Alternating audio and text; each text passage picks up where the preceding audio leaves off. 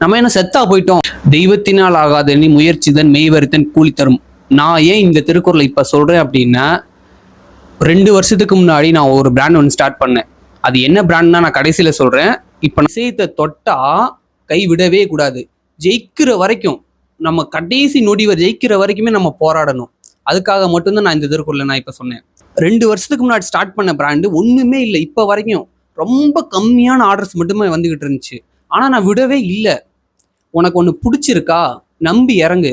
இப்போ ஒரு வீடியோஸ் போடுறோமா, இப்போ ஒரு இன்ஸ்டாலேயோ யூடியூப்லையோ எதுல ஒரு வீடியோவோ இதுலையோ போடுறோம் அப்படின்னா 3 மாசத்துலயே எனக்கு வியூஸ் போடல, யாரும் சரியா பார்க்க மாட்டாங்க அப்படின்னு சொல்லி வெளியில போயிட்டா அது கடைசி வரைக்குமே அப்படியே தான் இருப்பாங்க. உனக்கு ஒரு விஷயம் பிடிச்சிருக்கா, 1 மில்லியன் வர வர நம்ம ட்ரை பண்ணிட்டு தான் இருக்கணும்.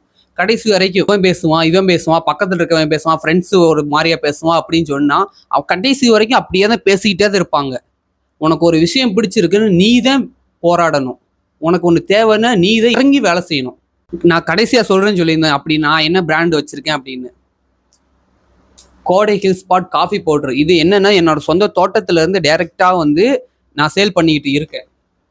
இந்த காஃபி பவுடர் சரியா போகல, அது எனக்கும் தெரியும். ஆனா இப்ப வரைக்குமே நான் இந்த காஃபி பவுடர் பிசினஸ் நான் விடவே இல்லை. வெப்சைட்ல இப்பயும் கோடை ஹில் ஸ்பாட்ன்ற வெப்சைட்டை போய் பார்த்தா இப்ப வரைக்கும் இது அவைலபிள் மட்டும்தான் இருக்கும். அதுக்காக இந்த பொருளை நான் வாங்குங்கன்னு சொல்லி உங்ககிட்ட நான் சொல்ல மாட்டேன்.